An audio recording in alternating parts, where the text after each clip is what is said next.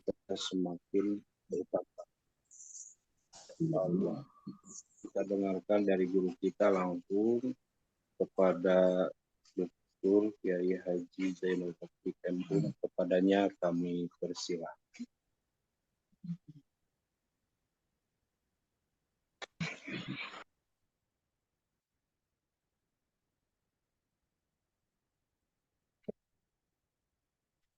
Bismillahirrahmanirrahim. Assalamualaikum warahmatullahi wabarakatuh. Alhamdulillah hamdan syakirin hamdan na'imin. Alhamdulillahi ala ni'matil imani wal islam. Alhamdulillahi ala ni'matil ibadah. Alhamdulillahi ala ni'matit taubah. Alhamdulillahi ala ni'matis siyami Ramadan. Alhamdulillah, alhamdulillah, alhamdulillah. Allahumma salli ala Muhammad wa ala ali Sayyidina Muhammad. Allahumma ati Sayyidina Muhammad al-wasilah wal fadilah wa darajatil aliyah wa ba'athu maqama mahmudan alladhi wa'anta innaka ya Allah la tukhliful mi'ad. Assalamu alayka ya Rasulullah. Ashhadu annaka addaital amanah wa nasahtal ummah wa jahadta fi sabilillah. Wassalatu wassalamu alayka ya Rasulullah. Allahumma salli ala Muhammad wa ala ali Sayyidina Muhammad. Wa ya Rabbi syrah li sadri wa yassir li amri wa ahlul 'uqdatan min lisani yafqahu qawli. Amma ba'du. Yang saya hormati para kru ataupun para administrator, admin, dan para petugas yang terlibat langsung dalam peningkatan spirit dan belajar bersama The Power of Syukur. Roisul Jalsah, pengersa Mama Ajengan Apot, Mama Ajengan Apote lakob tina Ustad Fahmi Gumelar.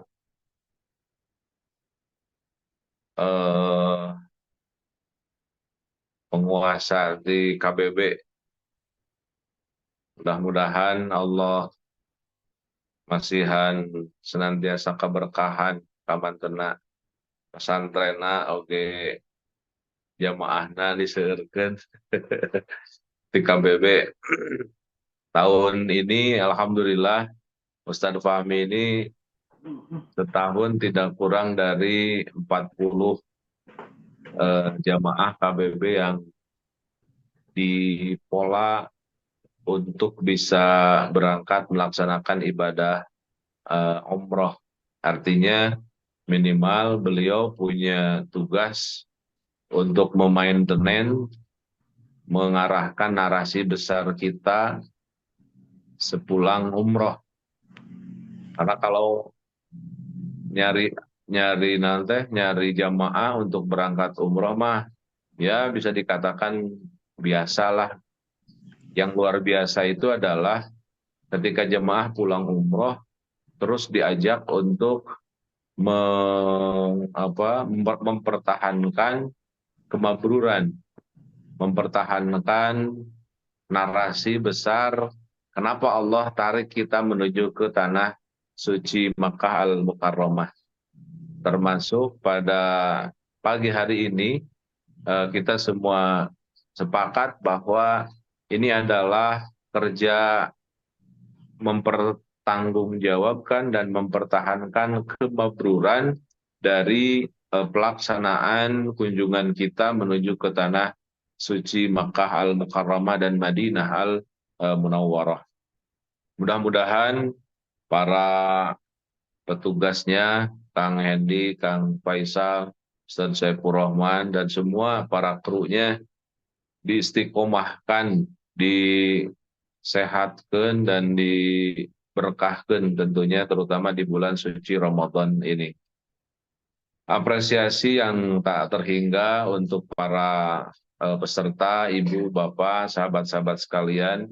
Dan subhanallah, saya lihat ada pun guru Kasepuhan Tita Raju Pak Haji Hilman, Wilujeng Enjing Pak Hilman. eh, Mudah-mudahan spirit semangatnya terus bisa mengawal kami-kami yang masih muda-muda gitu Pak Haji. Abdi masih muda ada rawasan mah paminingali Pak Hilman mah gitu dah. Rencangan oke Kang Awang oke semua kawan-kawan yang hadir yang mungkin tidak bisa saya sebutkan satu persatu di forum ini.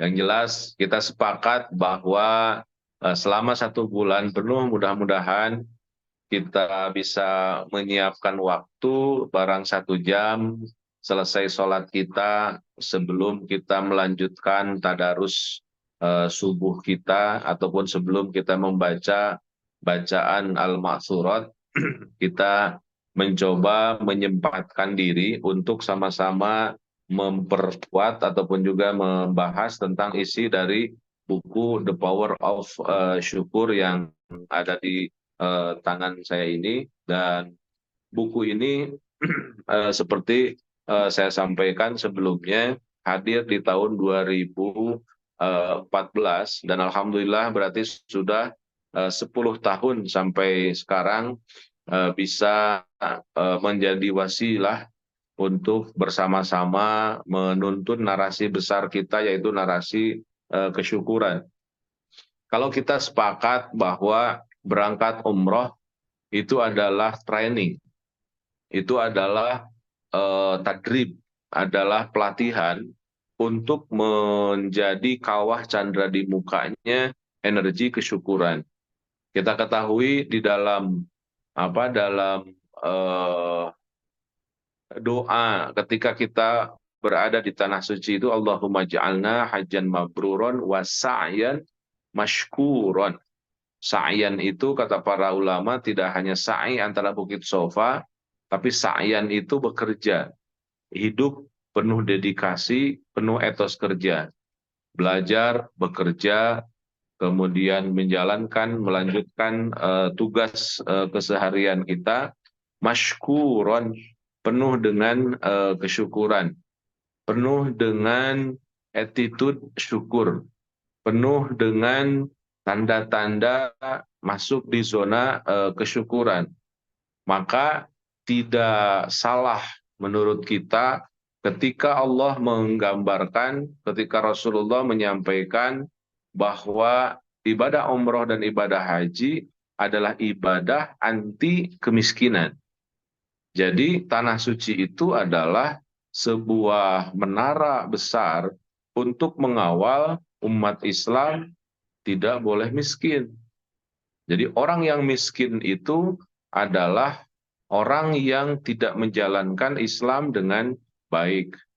Ustadz, kan ada di dalam Al-Quran tentang miskin. Memang ada perbudakan abid juga dalam Al-Quran ada, gitu kan. Tapi misinya, misi Islam itu termasuk ketika ada perabidan, perbudakan kan al-itqu raqabah, membebaskan. Begitupun digambarkan dalam Al-Quran ada tentang kemiskinan, tapi bukan berarti kita harus faham menerima bahwa ada sekelompok orang yang bersyahadat dalam kondisi miskin, tidak. Kalau ibu bapak, sahabat-sahabat sekalian, saya pernah berdiskusi dengan orang yang terlalu ataupun juga dalam tanda kutip menurut saya salah memaknai kezuhudan. Memaknai kezuhudan bahwa kita itu harus menjauh dari dunia. Kita teh tong du dunia, kita teh nggak boleh dikit-dikit dunia, dikit-dikit dunia.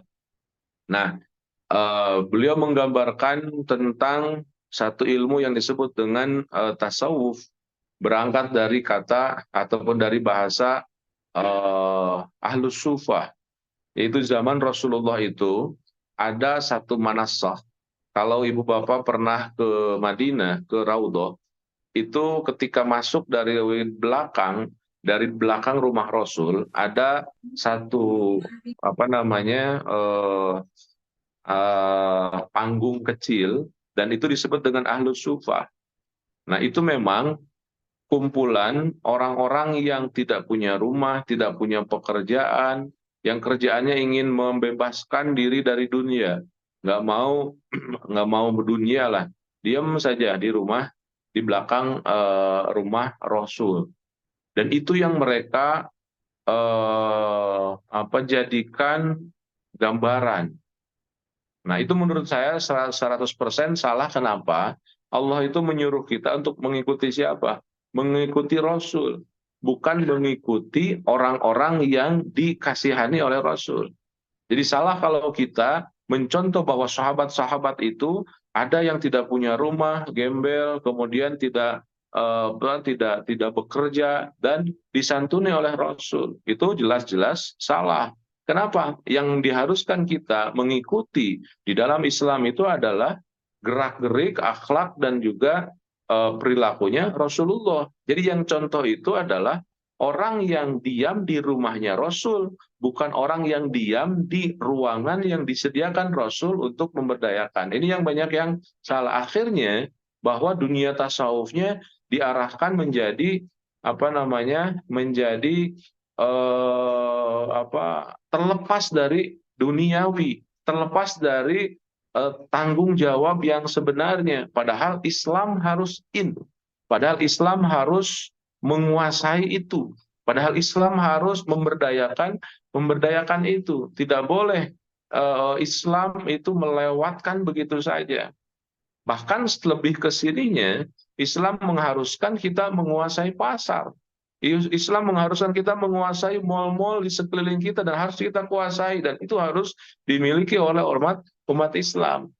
Maka sebenarnya narasi entrepreneurship, narasi kekayaan, narasi kesejahteraan itu dicontohkan oleh Rasulullah Shallallahu Alaihi Wasallam. Saya tidak pernah lelah untuk menyampaikan dan menggambarkan bahwa Rasulullah itu orang kaya. Sahabat-sahabat Rasul itu orang yang kaya, as-sabiqunal awwalun. Orang-orang yang ada di garda terdepan di dekat dengan Rasul, mereka adalah orang-orang yang kaya. Ada seorang promovendus mahasiswa S3 meneliti dan mengkurskan kekayaan sahabat-sahabat Rasul dengan dikurskan ke rupiah. Ternyata ketika Sayyidina Utsman meninggal, hartanya terhitung sampai 14,5 triliun rupiah. Abdurrahman bin Auf itu lebih tinggi lagi, sekitar 17,5 triliun rupiah. Bagaimana dengan Abu Bakar? Sayyidina Umar pun berdemikian. Apalagi Rasulullah Shallallahu Alaihi Wasallam. Nah, gambaran bahwa Rasulullah itu adalah seorang manusia yang kaya raya. Kalau di dalam sejarah kita lihat, umur 9 itu Rasulullah sudah menjadi muwazzaf, sudah menjadi pekerja. Umur 25 Rasulullah sudah memiliki business owner, memiliki bisnis sendiri. Kemudian dalam kehidupannya pun demikian. Rasulullah banyak bersedekah, Rasulullah banyak memberikan sesuatu. Artinya bahwa kita harus pahami Rasulullah Shallallahu Alaihi Wasallam adalah orang kaya. Kita ketahui maharnya saja Rasul kan 20 unta merah. Unta merah itu kendaraan paling mahal saat itu. Kalaulah kendaraan paling mahal sekarang 5 miliar, 7 miliar, berarti kali 20, 100 miliar. Maharnya Rasul kepada Siti Khadijah itu 100 miliar rupiah. Pertanyaannya, ada nggak Ustadz, ada nggak orang Islam sekarang memberikan mahar kepada istrinya 100 miliar rupiah? 100 miliar rupiah itu luar biasa. Artinya bahwa orang-orang terdepan di dalam Islam itu adalah penuh dengan kesejahteraan. Dan dalam beberapa hadis Rasulullah pun banyak mengkritisi orang-orang yang tidak mau bekerja. Seperti misalkan ceritanya tentang siapa Allahumma sholli ala Muhammad, eh, seorang sahabat Rasulullah SAW, Abi Umamah. Abi Umamah kan ditegur oleh Rasul, ya Abi Umamah, engkau itu udah 3 kali sholat subuh di masjid, orang-orang udah sholat subuh tuh keluar, kemudian ke pasar, kemana-mana, kok ini ente malah diam? Apa jawaban Abi Umamah? Ya Rasul, saya teh banyak banyak hutang, banyak masalah, jadi saya mau zikir aja. Apa jawaban Rasul? Kata Rasul, bukankah aku ajari kepada engkau doa, di mana kalau engkau ajarkan, kalau engkau amalkan doa ini, engkau akan terbebas dari segala hutang. Kata Abi Umamah, aku amalkan doa itu dan ternyata betul. Hutang-hutangku terselesaikan, kemudian kehidupanku semakin sejahtera. Dan dalam hadis Bukhari digambarkan doa itu adalah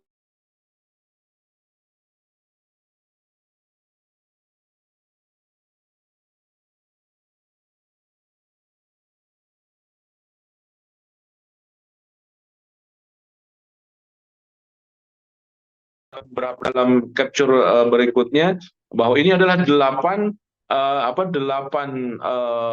hal yang menjamin kita akan menjadi orang kaya.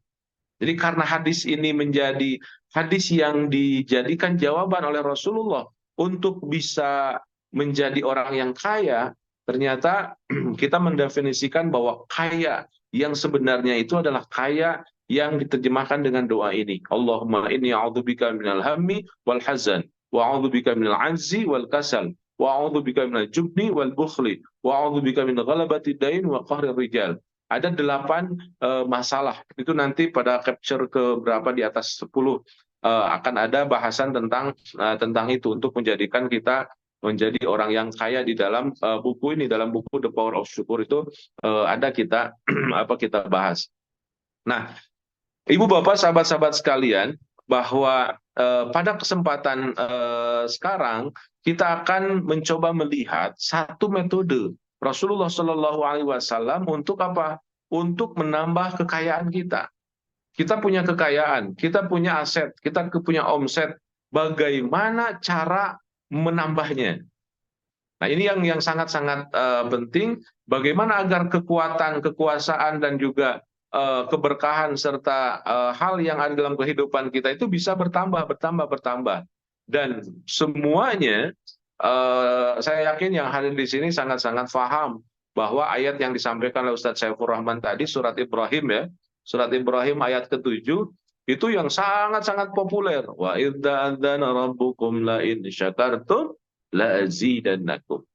Nah, Ibu Bapak sahabat-sahabat sekalian, ini kalau ingin saya katakan, kalau kita padukan antara bahasa Arab dan bahasa Indonesia, ini yang bahasa Arab itu tidak semuanya bisa diterjemahkan.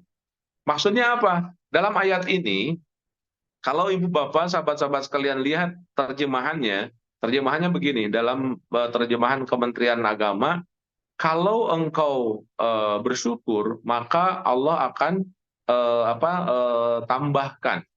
Saya pegang kebetulan buku Mushaf Tadabur. Mushaf Tadabur ini bagus, dikeluarkan oleh Cordoba, dan di dalamnya banyak tadabur-tadabur kalimat-kalimat lugawi, baik secara nahwiyah ataupun juga sorfiyah, itu diteliti. Dan kebetulan Allah yarham, mentornya sahabat saya almarhum Dr. Thayyib, Allah yarham, beliau meninggal di Madinah beberapa waktu yang lalu, dan beliau salah satunya mementori Quran Mushaf Tadabur ini. Nah, kalau kita coba lihat di ayat ke-7, dan ingatlah ketika Tuhanmu memaklumkan, sesungguhnya jika kamu bersyukur, niscaya aku akan menambahkan kepadamu. Nah, dalam bahasa Indonesia, kalimat sesungguhnya jika kamu bersyukur, niscaya aku akan menambahkan kepadamu. Terjemahannya hanya sebatas itu. Ketika kita baca, oh iya, kalau kita bersyukur akan bertambah. Nah, ada zauk di dalam bahasa Arab yang hilang sebenarnya. Kenapa? Zauknya seperti ini. Di dalam bahasa Arab itu ada yang disebut dengan taukid, ada yang disebut dengan penajaman ataupun juga penguatan. Kalau kita ingin apa? Kalau kita mengatakan aku akan tambah, kalimat bahasa Arabnya azidu. Kemudian uh, orang yang dikhitobi oleh kita, mukhatabnya tidak bukan tidak paham, ingin kita menekankan lagi. Dalam bahasa Arab itu dimunculkan yang disebut dengan lamut taukid. Dari azidu, aku akan tambah. Berarti penekanan pertama itu menggunakan lamut taukid, jadi la azidu. Pasti aku akan tambah. Ya kan? Tadi aku akan tambah. Yang keduanya la azidu, pasti aku akan tambah. Nah, kemudian masih nggak percaya lagi menggunakan setelah lamun taukid itu menggunakan nun taukid khafifah. Jadi kalau la azidu pakai nun taukid khafifah jadi la azidan. Berarti dalam bahasa Indonesianya kalau tadi aku akan tambah, la azidu pasti aku akan tambah. Yang ketiga setelah pasti apa? Banget kali ya. Pasti banget aku akan tambah. Kemudian masih nggak percaya lagi dalam ilmu dalam bahasa Arab itu ada peningkatan yang ketiga menggunakan nun taukid sakilah. Kalau tadi nun taukid khafifah menggunakan nun taukid sakilah la azidanna. Jadi tidak la azidan tapi la azidanna. Berarti kalau azidu aku akan tambah, la azidu pasti aku akan tambah, la azidan pasti banget aku akan tambah. Kalau la azidanna tambah 4 lagi apa? Pasti banget pasti banget sumpah. Saking tidak percayanya. Berarti 3 tekanan yang digunakan di dalam bahasa Arab. Pertanyaannya, kalau ibu bapak masukkan kalimat itu ke redaksi, apakah mungkin ada yang dihilangkan? Pasti. Kenapa? Karena tidak sesuai EYD, karena tidak enak. Kalau engkau bersyukur, pasti banget, sumpah, aku akan tambah. Itu kan ada 3 penguatan, dan itu tidak nyaman di dalam bahasa Indonesia. Maka dihilangkan. Padahal dalam bahasa Arab itu 3-tiganya adalah merupakan tingkatan ke 1, kedua, ketiga. Berarti kalau dibahasakan dengan 1 saja, ada 2 dan 3 yang hilang. Ini yang saya katakan bahwa di dalam bahasa Arab itu tidak bisa semuanya diterjemahkan di dalam bahasa Indonesia. Jadi kalau orang yang mendengar la azidanna, itu sumpah Allah, bergetar kita. Kenapa? Allah sedang bersumpah. Tapi kalau dalam bahasa Indonesia, ya biasa-biasa saja. Kenapa? Ada yang hilang, zauk, 2 penekanan yang hilang di dalam penekanan bahasa Arab. Nah, ini bagi orang-orang yang biasa menerjemahkan bahasa Arab apa adanya dari apalagi dari YouTube gitu ya ataupun dari di googling misalkan. Itu kebiasaannya banyak yang hilang. Maka belajar menerjemahkan, mentafsirkan Al-Qur'an itu harusnya langsung dari dari ilmu bahasa Arabnya. Tidak bisa hanya lah nggak apa-apalah untuk untuk memudahkan gitu kan. Tapi bayangkan banyak nilai-nilai yang hilang dari pemahaman kita hanya karena kita tidak mengerti bahasa Arab. Nah, salah satu ibu dan bapak yang harus kita yakini adalah ketika Allah mengatakan la ini syakartum la azidanna. Kalau engkau bersyukur pasti banget sumpah. Itu adalah sumpah Allah. Itu adalah penekanan Allah di atas penekanan yang lainnya. Pasti banget. Artinya Allah memiliki sebuah tekanan ingin memastikan, ingin meyakinkan kepada kita agar kita bisa melakukan hal tersebut. Untuk apa? Untuk bisa bertambah. Yakin bahwa kalau kita membiasakan diri, menjadikan diri, memaksakan diri menjadi orang yang bisa bersyukur, pasti yakin sumpah akan menjadi orang yang ditambahkan. Jadi sebenarnya kalau ingin bertambah rezeki, sebagaimana digambarkan oleh beberapa ahli sufi, kita tidak usah ya Allah, saya teh pengen anu, ya Allah, tambahkan ya Allah, nggak usah. Apa? Syukuri apa yang ada. Ini energi. Kalau misalkan kemarin kita bicara tentang apa namanya, setelah hado itu apa, servo ya, ada servo mekanisme servo, siklus gitu kan. Nah, siklusnya untuk bisa mendapatkan, kita nggak usah pusing-pusing mencari mendikte Allah. Ya Allah, saya tuh pengen A B C. Ya Allah, saya tuh pengen tuh rumah ini begini begini. Ya Allah, saya tuh pengen perusahaanku yang ini yang ini. Ya Allah, saya tuh pengennya keluarga saya yang ini harusnya begini begini begini. Nggak usah. Kenapa? Allah Maha tahu. Yang harus kita lakukan adalah apa yang ada, kita cari dan kita syukuri. Kalau kita sudah terbiasa melihat hal-hal yang bisa kita syukuri, apapun yang ada, Allah sudah Maha tahu. Pasti Allah kasihkan track, subhanallah. Jadi kalau kita terlalu ikut campur dengan apapun yang padahal itu menjadi kewenangan Allah, itu menurut beberapa ahli sufi dikatakan tidak ridho ataupun tidak sayang dengan Allah. Jadi sayang dengan Allah itu, mari kita kembali ke dalam jasad kita yang ini, kembali ke kehidupan kita yang ini, kemudian fokuslah untuk bisa mempreteli hal-hal yang ada dan kita syukuri, selesai. Dan ini kenapa Allah bersumpah dengan kalimat ini dalam surat Ibrahim ayat 7 ini. La ini syakartum la azidanna. Pasti sumpah banget kalau engkau bersyukur, aku akan tambahkan. Jadi untuk menambah aset perusahaan, untuk menambah omset perusahaan, untuk mendapatkan link, untuk menambah apapun dalam kehidupan keseharian kita, kuncinya satu apa? Cari, fokuskan apa yang ada, kita syukuri. Mensyukuri apapun yang ada adalah gerbang utama kita untuk Allah berikan gerbang-gerbang yang lainnya. Mensyukuri apapun yang ada, Allah jadikan sebagai wasilah untuk mendapatkan sesuatu yang bahkan kita tidak gambarkan. Bahkan Allah kan menggambarkan busyro dengan kalimat haitsu la yahtasib. La yahtasib itu terjemahannya dua, tafsirannya dua. La yahtasib di ujug-ujug ada dari mana nggak tahu. Ataupun la yahtasib itu saking banyaknya tidak berseri. Artinya tidak terhitung. Maksudnya tidak terhitung tuh gini, kalau kita bekerja, menurut hitungan kerja, taruhlah per hari 8 jam. Kemudian digajinya apa? UMR. Artinya haitsu la yahtasib itu bakal lebih dari hitungan jam kerja dan juga gaji UMR. Jadi untuk kita bisa menambah dan bertambah, tinggal fokus kepada apa yang ada, apa yang kita belum bisa lakukan, apa yang belum kita optimalkan, apa yang belum kita jalankan. Nggak usah kita berpikir yang di luar kehidupan kita. Nggak usah kita berpikir kepada apa-apa yang dirasakan dan didapatkan orang lain. Kembali ke apa yang ada di hadapan kita. Kita ditugaskan ini, fokus dengan ini, lakukan, syukuri yang ada, terus berusaha semaksimal mungkin. Tidak ada sedikit pun kelemahan dan juga kekurangan dari aplikasi apa yang ada dan dalam tugas keseharian kita, maka Allah akan berikan jalan yang sangat-sangat luar biasa. Wa idz ta'adzana rabbukum la in syakartum la azidannakum. Kenapa? Ini sumpahnya Allah. Ketika Allah bersumpah, tidak ada yang bisa menandinginya.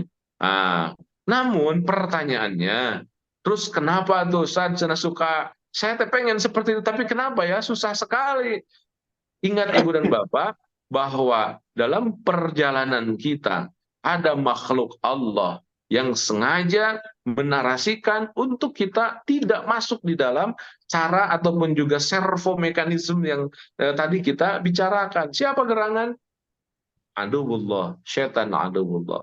Nah, maka nyambung dengan yang kemarin, bahwa yang kemarin kita gambarkan bahwa ada sebuah energi yang memang harus kita eksplor, harus kita bangkitkan. Tapi ingat, dalam energi itu pun ada makhluk Allah yang menutup itu, yang menjadikan kita tidak fokus dengan hal-hal tersebut. Dan itulah yang disebut dengan andullah. Kalimatnya kan dalam surat Al-A'raf 16-17 apa? Wala tajidu aktsarahum syakirin. Engkau akan melihat mereka ya Allah tidak pandai bersyukur. Jadi yang dikoyak oleh iblis setan dalam kehidupan keseharian kita adalah kemampuan kita untuk bersyukur, sehingga kita tidak mensyukuri apapun yang ada.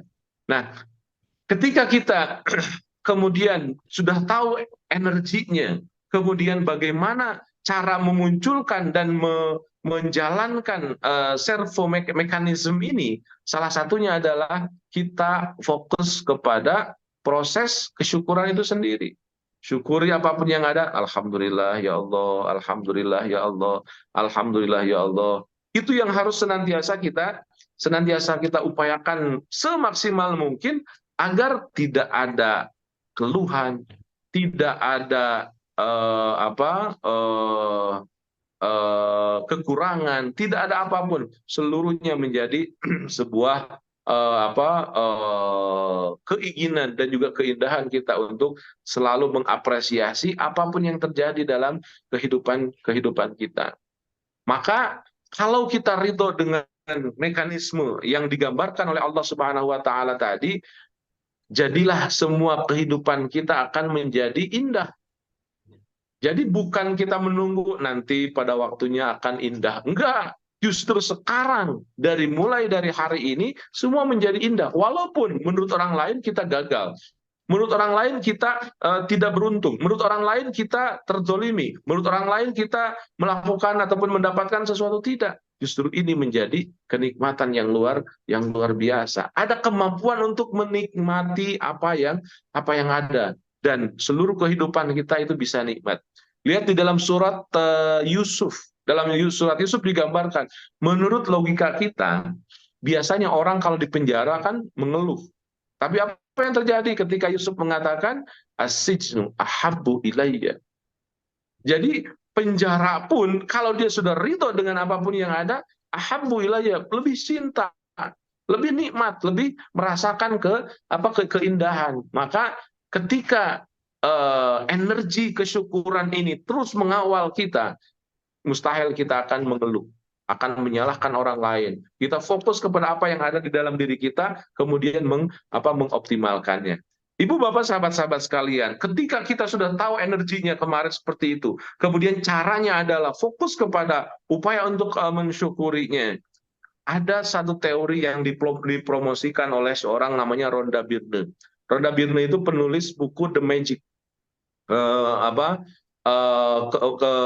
Dalam buku The Magic ini memunculkan satu teori baru yang orang-orang barat 2000-an, tahun 2000 baru terbelahlah, oh ternyata ada energi, oh ternyata ada mekanisme gerangan yang disebut dengan hukum the law of attraction, hukum tarik menarik. Jadi ada hukum tarik menarik di alam ini. Kalau Rhonda Byrne mengatakan gini dalam bukunya, alam ini akan bersekongkol menjelmakan apa yang difikirkan oleh seseorang. Dan ini yang kemudian muncul dari penelitian neuroscience bahwa positive thinking itu menjadi kunci dalam segalanya. Kalau kita positif, semua yang ada dalam kehidupan kita itu akan tertarik untuk menjadi sesuatu yang positif. Jadi kalau kita setiap hari berpikirnya baik, kebaikan itu ada. Kalau kita berpikir yang jelek, kejelekan itu yang akan ada. Setiap harinya ngomongin orang, kejelekan orang, ngomongin kesakit hatian. Setiap sehari ngomongkan hal-hal yang tidak nyaman. Maka miliunya, kehidupannya, kesehariannya akan tidak baik. Kenapa? Karena kata-kata dan pikiran yang kita narasikan menarik semua yang ada dalam kehidupan kita. Itu hukum fisika, the law of attraction. Hukum tarik-menarik, itu alam. Bukan dari keyakinan, itu alam memang begitu. Nah, dari teori inilah ada kemudian istilah yang kaya makin kaya, yang miskin makin miskin. Kenapa? Orang miskin itu karena berpikirnya miskin, maka pergumulan suasana kehidupannya terus akan menjadi miskin. Orang kaya sebaliknya, baru bangun saja saya tuh harus kaya, saya tuh harus begini, dia kaya karena setiap hari dia berpikir tentang kekayaan. Maka kalaulah bahasanya Bung Rhoma Irama itu yang kaya makin kaya, yang miskin makin miskin, itu sebenarnya bukan ratapan, tapi itu sebuah teori. Dan harus kita baca itu sebagai tantangan. Yang kaya makin kaya. Kalau kita ingin kaya apa? Berpikirlah kaya. Syukur itu adalah berpikir kaya. Dan kalau kita tidak mampu untuk berpikir kaya, kita mengeluh, bangun tidur udah itu yang akan kita rasakan setiap hari. Maka untuk menggunting dalam lipatan kehidupan kemiskinan kita, salah satunya loncatlah kepada apa? Ke zona kesyukuran. Ketika kita sampai pada zona kesyukuran, apa yang terjadi? Dia akan merasa dan bukan menarasikan satu energi yang Allah gambarkan tadi di dalam Al-Quran. Wa ta'adzana rabbukum la in syakartum la azidannakum. Subhanallah, indahnya hidup kita menikmatkan ridho dengan apapun yang ada, menjalankan, menarasikan, mengoptimalkan tugas-tugas yang ada dalam keseharian kita. Nggak usah melihat orang lain, nggak usah teori-teori yang belum terjadi, yang ada syukuri. Apa yang terjadi? Maka sedikit demi sedikit Allah akan kasih jalan.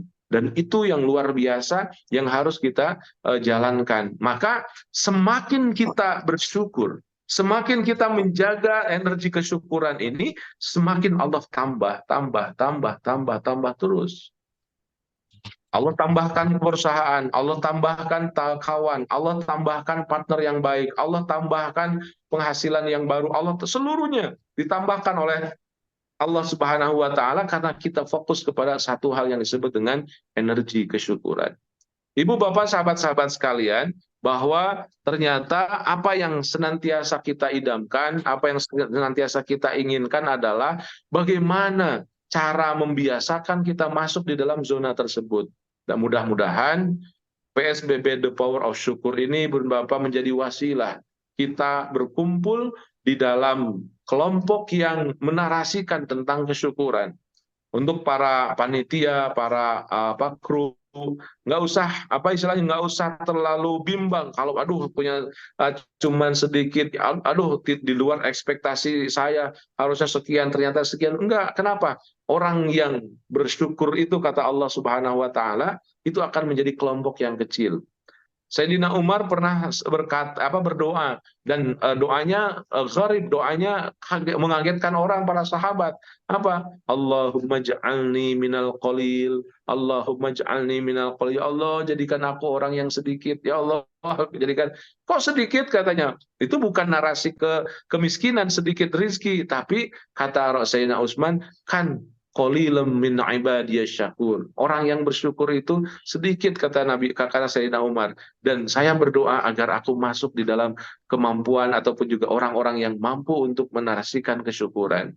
Jadi walaupun kelompok kita kecil, sementara kelompok-kelompok yang lain, kegiatan-kegiatan yang lain banyak, kita kecil, nggak usah kecil hati. Kenapa? Kita pun sudah digambarkan Allah Subhanahu wa taala, dan mudah-mudahan kita ingin selalu dan senantiasa bisa menarasikan kesyukuran ini.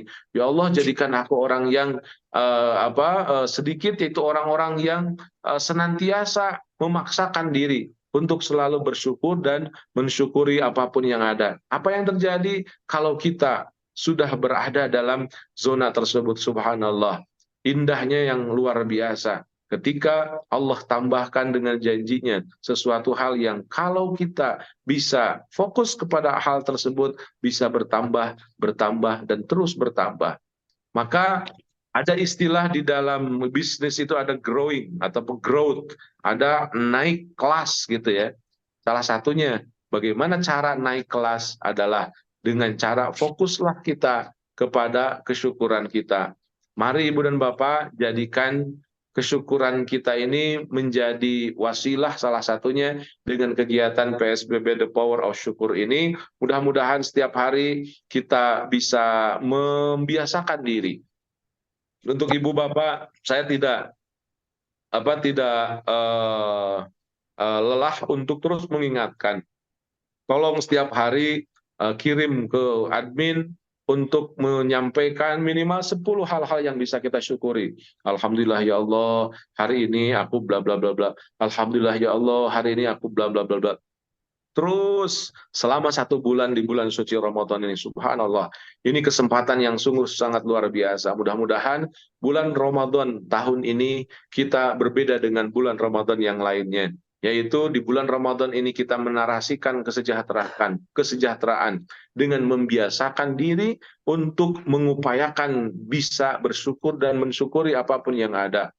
Ibu dan Bapak, caranya salah satunya adalah ikutin doa yang Rasulullah ajarkan kepada Mu'adz bin Jabal. Kata Rasulullah sampai mengatakan wallahi 3 kali, wallahi, wallahi, wallahi ya Mu'adz. Kalau engkau melaksanakan dan mengamalkan ini, inda duburi kulli salat, di akhir setiap salat, doanya adalah Allahumma a'inni ala dzikrika wa syukrika wa husni ibadatik. Ya Allah, kuatkan aku agar aku selalu bisa berzikir, ingat kepada Engkau. Kuatkan aku agar aku bisa bersyukur. Ya Allah, kuatkan aku agar aku bisa bersyukur. Wa husni ibadatik, dan kuatkan aku agar bisa beribadah semakin baik. Bulan suci Ramadan adalah bulan ibadah. Bulan suci Ramadan adalah bulan silaturahim. Bulan suci Ramadan adalah bulan inspirasi untuk menjadi kaya. Bulan suci Ramadan adalah bulan yang akan menginspirasi keberkahan hidup kita. Salah satunya adalah dengan the power of syukur. Berupaya semaksimal mungkin untuk membiasakan kita selalu dan senantiasa bersyukur, mensyukuri apapun yang ada, maka Allah akan jadikan kita orang-orang yang ditambahkan olehnya. Maka Ibu dan Bapak, sekali lagi, 10 poin yang Ibu dan Bapak tuliskan, itu bukan untuk panitia, bukan untuk siapa, tapi untuk kita. Untuk apa? Untuk kita bisa membiasakan diri, untuk kita bisa menarasikan apa yang dalam pikiran kita. Dengan menuliskan, kita berarti menarik energi itu. Jadi kalau dibaca kembali, kalau kemarin kita daya baca kita kan dari daya baca keenergian. Hari ini kita melihat dari daya baca ketertarikan. Semakin kita berusaha menyampaikan 10 hal yang bisa kita syukuri, maka alam akan tertarik untuk menarasikan ataupun juga untuk menjelmakan apa yang kita narasikan di dalam ketikan kita, dalam tulisan kita. Dan itulah formula dari pengamalan wa idz ta'adzana rabbukum la in syakartum la azidannakum. Maka Ibu dan Bapak, lebih semangatlah, lebih berupayalah untuk lebih mengisi tugas-tugas dalam kegiatan PSBB The Power of Syukur ini setiap pagi ataupun siang ataupun sore. Bagaimana waktunya nyaman untuk Ibu dan Bapak, silahkan tuliskan 10 hal yang bisa kita syukuri, kemudian share, kemudian kirimkan. Itu akan menjadi sebuah energi dalam diri kita, akan menjadi tarikan dalam keseharian kita, menjadikan kita orang yang menarik alam ini sesuai dengan narasi, dan narasi kita adalah narasi kesyukuran. Subhanallah, indahnya hidup kalau terbiasa untuk mencari hal-hal yang kita rasakan indah dan juga nikmat.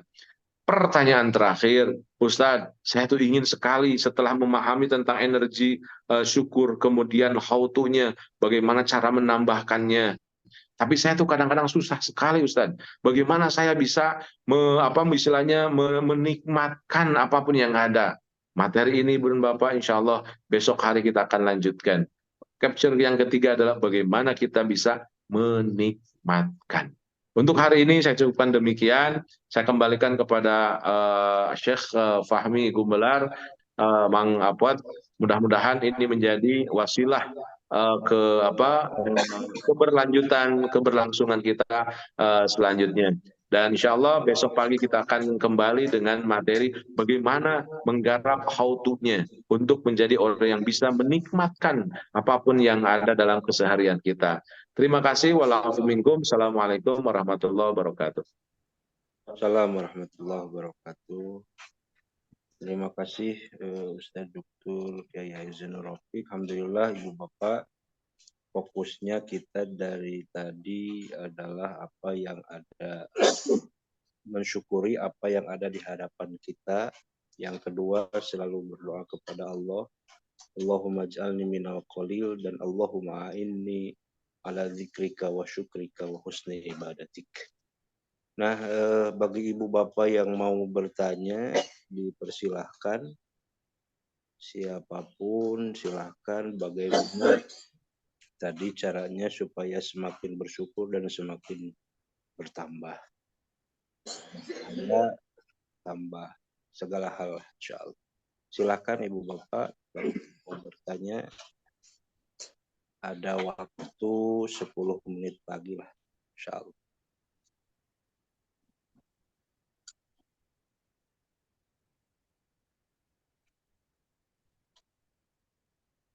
barangkali Ustadz Faisal ada yang mau dibicarakan tentang 10 hal yang ditulis setiap hari. PR mungkin ya Ustadz Faisal. Iya betul Ustaz. Insya Allah saya tunggu terus kiriman dari skripsi kesyukuran, karena itu akan menjadi sumber, ibaratnya sumber penelitian lah untuk poin-poin kesyukuran itu. Alangkah baiknya kepada para peserta untuk senantiasa menyertakan 10 poin kesyukuran tersebut. Mungkin itu saja Ustaz. Terima kasih Ustadz Faisal. Baik, bagi Bapak Ibu yang mau bertanya silahkan. Bapak Awang barangkali atau Bapak Firman yang mau bertanya silahkan. Pak Awang pada curhat sedang curhat naros pada curhat.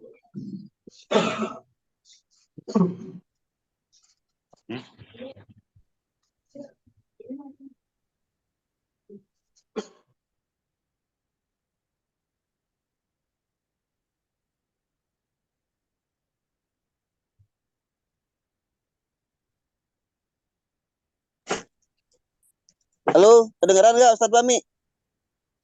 Ya, silakan. Assalamualaikum warahmatullahi wabarakatuh. Assalamualaikum warahmatullahi wabarakatuh. Yang mau saya tanyakan, kan kita harus mensyukuri apa yang ada, ya apa yang kita rasakan. Itu bentuk kesyukuran kita itu terjemahkannya seperti apa? Apa kita hanya cukup dengan mengucapkan kalimat hamdalah tiap kita dapat kenikmatan, atau ada cara-cara lain yang mesti kita lakukan? Mungkin itu saja Ustadz. Terima kasih. Assalamualaikum warahmatullahi wabarakatuh. Siap, terima kasih Pak Awang. Silakan Ustadz langsung dijawab. Terima kasih, luar biasa. Pertanyaan Pak Awang ini inti sebenarnya dari yang kita bahas di capture kedua ini. Jadi lama-lama Pak Awang tambah cerdas. Jadi, Jum ya. itu Ibu dan Bapak, pertanyaan Ustadz Awang itu adalah pertanyaan inti dari yang kita bahas pada pagi hari ini, dan itu memang menjadi sentral isu kita. Apakah implementasi kesyukuran itu cukup nahmaduka ya Allah hamdan syakirin hamdan naimin, ya Allah hatur nuhun hatur nuhun hatur nuhun, hanya sebatas itu saja gitu ya. Ibu Bapak, kalau hanya sebatas lisan itu beberapa ulama menggambarkan itu hanya sekitar 10% saja dari apa yang kita wajib masuk pada energi daya tambah itu.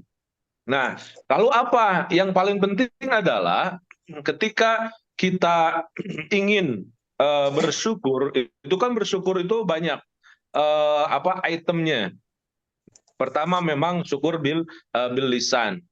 Sebelum bil lisan sebenarnya adalah bagaimana kita bisa bersyukur dengan dengan perasaan dulu dari dalam lubuk hati kita. Dan syukur dalam lubuk hati kita itu dimulai dengan kata apa? Ridho. Jadi kata ridho ini juga harus melampaui dulu satu yang disebut dengan husnudzon Allah. Harus husnudzon dulu kepada Allah Subhanahu wa taala bahwa Pak Awang, apa yang terjadi dalam kehidupan kita ini adalah yang terbaik dari Allah. Jadi setan itu akan menggiring kita, apapun yang terjadi, seperti apapun diri kita, itu akan dibandingkan dengan orang lain, kemudian kita merasa, aduh orang lain mah beruntung, saya mah enggak ya. Nah, Kalau kita sudah sampai pada titik itu, jelas itu adalah narasi yang empuk untuk setan untuk mengarahkan kita. Ya Allah, adik saya mah kok begini, kakak saya begini, kok saya begini, kenapa ya? Mungkin karena saya mah bla bla bla bla bla. Nah, itu udah masuk dalam perangkap yang besar sekali, dan energi setan tuh kuat sekali kalau kita sudah sampai pada titik itu. Itu dalam bahasa Al-Qur'an disebut dengan at-tai'as. Kalau kita sudah masuk pada membandingkan dengan orang lain dan kita ini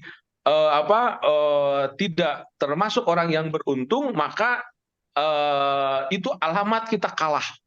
Alamat kita akan terjerumus, alamat kita akan tersudut. Maka harus kita bisa mengganti narasi itu, walaupun terkadang kalau lihat orang lain yang ibadahnya lebih tinggi ataupun yang lebih beruntung, suka kita agak, aduh gimana ya, orang lain mah bisa kok, saya mah enggak. Nah, kalau saya melihat ini kita bisa bisa terpa dalam sebuah kalimat Sayyidul Istighfar. Sayyidul Istighfar di dalam kalimatnya kan, Allahumma anta rabbi la ilaha illa anta khalaqtani wa ana abduka wa ana ala ahdika wa wa'dika mastata'tu. Ini luar biasa kalimat mastata'tu itu. La ilaha illa anta, Allahumma anta rabbi, ya Allah engkaulah Tuhan kami. Allahumma anta rabbi la ilaha illa anta, tidak ada Tuhan selain engkau. Allahumma anta rabbi la ilaha illa anta khalaqtani. Ya Allah, engkau telah membangun aku, engkau telah membuat aku, khalaqtani wa ana abduka, dan kami ini hambamu ya Allah. Wa ana ala ahdika, dan kami terhadap janji-janji engkau, wa ala ahdika wa wa'dika, dan terhadap siklus kehidupan yang engkau buat ini apa? Mastata'tu. Mastata'tu itu adalah kemampuan kita apa adanya. Jadi sampai pada titik perasaan bahwa ya Allah, orang lain mah tahajudnya 70 kali, kita mah 1 rakaat juga susah. Jangan sesekali itu menjadi perasaan, menggantikan posisi kita bahwa kita lemah di hadapan orang yang tahajudnya 70 rakaat. Nah, kita harus merasa Allah itu menyuruh kita mastata'tu, sekemampuan kita. Jadi Allah menggambarkan kalimat sekemampuan kita itu agar kita tidak membeda-bedakan antara orang yang lebih dengan orang yang tidak. Artinya, dengan kalimat Allah hanya menginginkan mastata'tu itu adalah bahwa kita dalam posisi start semuanya sama, apa adanya. La yukallifullahu nafsan illa wus'aha. Artinya, kita ini tidak ada bedanya. Ya, yang lain orang jemaahnya sih gampang ya. Orang rumahnya di pesantren, orang rumahnya pinggir pesantren, orang rumahnya pinggir masjid. Kita jauh di pasar, kita jauh di sawah, di mana-mana. Itu bukan jadi hitungan. Hitungannya adalah mungkin kita sholat 2 rakaat dalam kesibukan kita di pasar ataupun di sawah, di ladang. Itu bisa berjuta kali lipat ketimbang orang yang sholatnya 70 lebih dari kita dan mereka di pinggir masjid. Maka mari kita berpikir di hadapan Allah Subhanahu wa taala itu tidak ada yang lebih dari kita, semuanya sama, mastata'tu, sekemampuan kita. Maka digelar ataupun juga dipedar istilahnya itu rencana hidup kita. Oh, kita sama dalam posisi yang sama. Setiap hari dekat dengan pesantren juga. Kalau misalkan hatinya jauh dari jauh dari akhlak pesantren, kan malah kontraproduktif, malah sebaliknya. Artinya kita punya alasan untuk kita ridho dengan apapun yang ada, kemudian memposisikan sekemampuan kita. Itu yang pertama. Yang kedua, setelah kita tahu bahwa sekemampuan kita akan ditilai oleh Allah Subhanahu wa taala, dan penguatannya innallaha la yanzuru ila suwarikum walakinallaha yanzuru ila qulubikum. Allah itu tidak melihat casingnya, tapi melihat lubunnya, dalemannya seperti apa. Kemudian ketika kita mastata'tu, yang kedua adalah ridho dengan apapun yang ada. Allahumma ma asbahabi kalau pagi, kalau sore ma amsabi min ni'matin au bi ahadin min khalqika faminka, dari engkau ya Allah. Ya Allah, saya tuh punya hutang segini, yakin karena Mas Tato itu tadi, faminka dari Allah. Allah kasih cabaran, Allah kasih tantangan kepada kita, apakah kita mampu ataukah enggak. Jadi Allah kasih seluruh yang ada dalam kehidupan kita itu adalah Allah yang menggerakkan. Ya Allah, saya teh katipu ku Bang Emok misalkan. Sekarang sudah banyak sekali yang harus kita lakukan. Faminka, walaupun ini adalah keteledoran saya di masa yang lalu, tapi ya Allah ini adalah faminka dari Engkau. Subhanallah, indah kalau kita merasakan kehidupan kita itu ada dalam narasi gerak Allah. Nah, untuk memperkuat ini kita bisa lihat dalam dalam gambaran panjang dalam surat Al-Kahfi kan, cerita tentang siapa Nabi Musa dengan Nabi Khidir. Nabi Musa itu bolongin ceritanya pernah dengar kan, ngelubangin sampan perahu, diprotes oleh Nabi Musa kan, Khidir kenapa gitu kan. Tahu-taunya justru dilubangin itu akan lebih bagus. Kenapa? Menyelamatkan nelayan. Kemudian yang meninggal, kenapa kok anak masih kecil sudah dibunuh? Ternyata dia akan membantu orang tuanya masuk di surga. Kemudian yang ketiga gerbang ya. Kenapa gerbangnya diurus? Harusnya dibuang dibiarkan saja ataupun kita ngambil upahnya. Ternyata ketika dibaguskan gerbangnya, di bawahnya ada mutiara. Jadi Allah selalu lebih tahu apa yang terbaik untuk kita. Ya Allah, saya harusnya bisnisnya ke Jakarta karena bla bla bla bla bla bla. Kok istri saya sakit, kenapa gini. Jadi nggak dapat itu. Bukan faminka, semua ini dari Allah Subhanahu wa taala. Ya Allah, saya pengennya di rumah. Kenapa kok pekerjaan saya terus ditantang untuk terus keluar? Ingat, faminka dari Allah. Sesuatu yang terjadi itu kita harus yakin dari Allah. Ya Allah, batur mah pagi-pagi teh nikmat, ada orang bari jualan di pasar misalkan kan, bari kumaha kok perasaan agak faminka dari Allah, dan Allah punya skenario yang lebih tahu. Nah, setelah kita tahu bahwa tadi masatona sekemampuan kita, yang kedua adalah ridho. Nah, yang terakhir ini, yang ketiga berupaya semaksimal mungkin fokus dengan apa yang ada.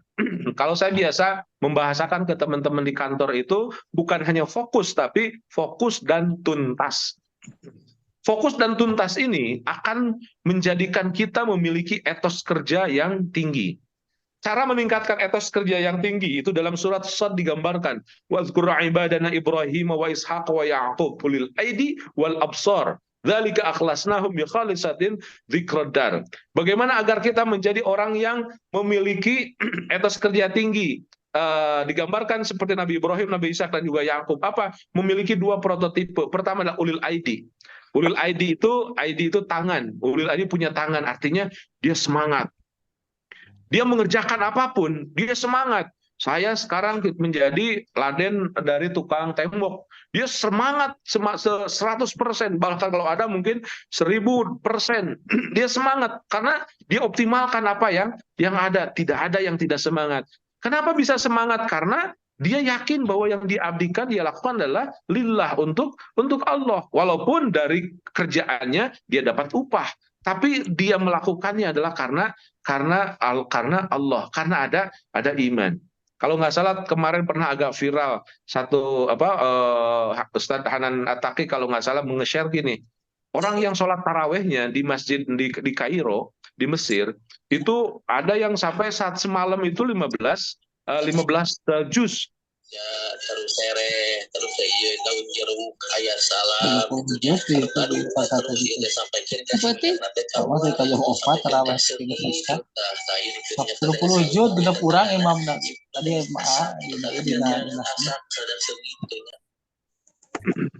lanjutkan, itu iklan dulu ya. Dan kemarin itu sempat ada viral begini. Ustadz Hanan Attaqi nanyakan Pak Tua, kenapa Pak Tua itu kuat satu hari satu malam dia tarawihnya 15 juz.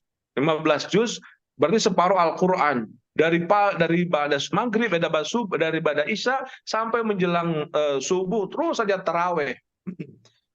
Padahal aku masih muda, karena aku tidak kuat. Apa kata orang tersebut? Orang itu bilang, engkau itu berdiri dengan tenaga, tapi aku berdiri dengan iman. Subhanallah. Jadi kalau kita bekerja dengan iman, tidak ada lelah. Maka kalimat ulil aidi, dia bersemangat untuk melakukan apapun. Orang yang semangat itu apa? Orang yang semangat itu kan ya tahu sendirilah, semangat itu betul-betul fokus, kemudian mengerjakan apa, tidak ada yang kurang, terus berusaha, kemudian dievaluasi, terus optimal. Tidak hanya bekerja saja, tidak hanya mengandalkan tugas, tapi betul-betul secara cerdas. Yang kedua, setelah bersemangat ulil aidi, yang kedua adalah awal absor. Absor itu futuristik, berpandangan ke depan. Dia selalu berpikir ke depan. Ini kalau begini bagaimana setahun ke depan? Ini bagaimana 2 tahun ke depan? Ini bagaimana 3 tahun ke depan? Nah, jadi untuk mendapatkan kesemangatan, salah satunya adalah ulil aidi wal absor. Ayat berikutnya, subhanallah nih, yang paling luar biasa. Kenapa orang tersebut menjadi semangat dan juga berpandangan futuristik? Kata Allah, "Dzalika akhlasnahum bi khalisatin dzikradar." Aku tiupkan kepada mereka ingat akan darul akhirah, ingat akan kematian. Jadi Kang Awang akan semangat bekerjanya kalau Kang Awang berpikir besok saya akan mati. Kalau saya besok akan mati, sekarang ada yang beli kue ke saya, maka saya akan perbaiki paroman saya akan lakukan yang terbaik untuk orang tersebut. Kenapa? Karena ketika saya memberi senyuman kepada customer saya, ketika saya memberikan kebaikan kepada pembeli saya, itu akan menerangi saya ketika saya berada di alam kubur. Allahu Akbar. Iya, Jadi Ibu dan Bapak, apapun yang kita lakukan, kalau terkoneksi terhadap darul akhir, itulah yang akan menjadi kesuksesan. Maka jangan sampai kita punya customer, kita punya tugas, kita ditugaskan menjadi direktur.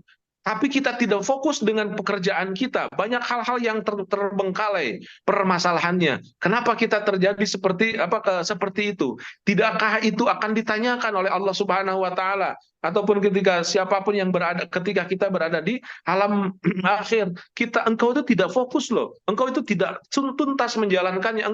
Dan ini yang harus selalu ada dalam pikiran kita. Maka kata Allah, "Dzalika akhlasnahum bi khalisatin dzikradar." Ingat akan darul akhir. Ya Allah, saya itu ingin di kuburan saya itu terang benderang. Saya itu ingin di kuburan saya itu terasa nikmat. Kenapa? Kalau banyak kebaikan. Doanya kan apa? Wa adkhilna jannata ma'al abror. Ya Allah, masukkan aku dalam surga ma'al abror dengan kebaikan-kebaikan. Berlaku kebaikan kepada siapapun, dan itu akan menjadi corong yang paling cerah untuk pencerahan di kuburan kita. Nah, berarti ingat akan kesempatan. Kalau kita sudah ingat akan kesempatan bahwa kita akan mengoptimalkan apapun yang ada dalam kehidupan keseharian kita, maka kerjaan kita akan optimal. Tidak akan ada hal-hal yang kurang. Kenapa? Karena sudah badlul juhdi. Karena kita sudah berupaya semaksimal mungkin mengeluarkan effort kita, mengeluarkan kemampuan kita untuk lebih fokus. Kita fokus, dan selain fokus adalah tuntas. Maksudnya tuntas itu alam ataupun juga energi dan juga kausalitasnya akan difikirkan. Nih kalau begini mesti akan begini. Kalau begitu akan begini. Nih kalau begini, inilah yang menjadi lahan otak kita untuk muter terus. Maka atur nuhun Kang Awang menginspirasi inti dari kesyukuran kita itu bukan hanya di lisan, bukan hanya di tulisan, bukan hanya di buku, dan bukan hanya di seminar-seminar ataupun juga di pidato. Yang utama adalah kita bersyukur bilhal, syukur dengan apapun yang ada. Berarti kita ingin melakukan sesuatu. Rasulullah Shallallahu Alaihi Wasallam kakinya sampai bengkak-bengkak. Ditegur oleh istrinya, ya Rasul, kan Rasul tos di maksum akan masuk surga. Apa jawaban Rasul? Alam akun abdan syakuro. Tidakkah boleh aku menjadi hamba yang bisa bersyukur? Ketika kita melakukan sesuatu, bahwa optimal kita mengerjakan sesuatu adalah pancaran dari kesyukuran dalam tugas dan keseharian kita. Mudah-mudahan kita bekerja setiap pagi, siang, sore, sampai kita mengeluarkan keringat yang luar biasa. Itu adalah tanda kita ingin menjadi orang-orang yang abdan syakura. Orang-orang yang hamba yang bersyukur, hamba yang memiliki energi, asumsi, pikiran untuk mengoptimalkan apa yang ada dalam kehidupan keseharian kita. Itu adalah tanda-tanda bersyukur dan mensyukuri apapun yang ada, tidak membanding-bandingkan dengan yang lain, tidak mencari perhatian kebijakan orang lain, tapi dia fokus menjalankan dengan optimal, dan yang dihadapannya adalah Allah. Dan itulah yang kemudian nanti disebut dengan ihsan. Anta abudallaha ka'annaka tarahu fa illam takun tarahu fa innahu yaraka. Seolah-olah kita berbuat itu Allah melihat kita. Wa illam takun tarahu, kalaupun engkau tidak melihat Allah, yakin kita bahwa Allah melihat kita. Maka kalau ngerasa dipencerong Allah, berarti kita merasa dipencerong oleh mandor-mandor kita. Pekerjaan kita kalau dilihat oleh mandor kan kadang-kadang semangat. Kita lupa bahwa mandor yang sebenarnya adalah zat Allah yang lebih dekat ketimbang hablul warid, lebih dekat dari apa yang dekat dalam kehidupan kita. Maka spirit ketauhidan dalam kesyukuran ini memang akan mengangkat dedikasi, energi, kemudian juga kebaikan-kebaikan dalam perjalanan hidup keseharian kita. Mudah-mudahan Ibu dan Bapak, kita pun dengan PSBB The Power of Syukur ini semakin kita sama-sama, terutama saya secara pribadi bisa belajar bersama-sama meningkatkan kesyukuran dengan apapun yang Allah amanatkan kepada kita semua.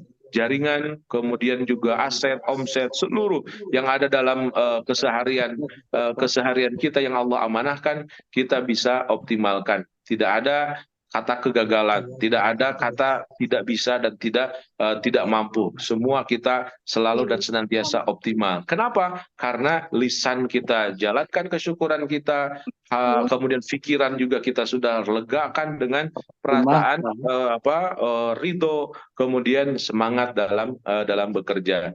Itu 3 hal dari yang harus kita bentuk dalam mensyukuri apapun yang ada dalam keseharian kita. Atau mohon Kang Awang, saya kembalikan kepada Ustadz Fahmi karena waktunya udah habis ternyata. Mohon maaf terlalu panjang. Waalaikumsalam. Assalamualaikum warahmatullahi wabarakatuh. Assalamualaikum. Terima kasih Ustadz, sangat bagus. Mudah-mudahan Pak Awang tidak puas ya. Nanti kita berseri-seri lagi, nanti masih banyak episodenya Pak Awang. Mungkin Ibu Bapak karena waktu sudah jam 6.30 kurang 1 menit, dicukupkan sekian dulu. Yang pasti kita selalu berdoa kepada Allah terakhir dengan doa Sayyidina Umar bin Khattab tadi, Allahumma aj'alni minal qalil, dan Allahumma inni ala dzikrika wa syukrika wa husni ibadatik. Dan jawaban tadi tentang bagaimana cara bersyukur dengan lisan mengucapkan alhamdulillah. Yang kedua, husnuzon kepada Allah, ridho, dan tidak putus asa terhadap rahmat Allah, dan fokus apa yang ada yang diberikan oleh Allah dan bekerja dengan tuntas. Nah, terima kasih Ibu Bapak. Sekian dengan doa terakhir kafaratul majlis. Subhanakallahumma wa bihamdika asyhadu an la ilaha illa anta astaghfiruka wa atubu ilaik. Mudah-mudahan pada sehat, besok kita ketemu lagi, dan yang mau bekerja mudah-mudahan rezekinya ditambah dan semakin kaya insya Allah. Terima kasih semuanya. Assalamualaikum warahmatullahi wabarakatuh.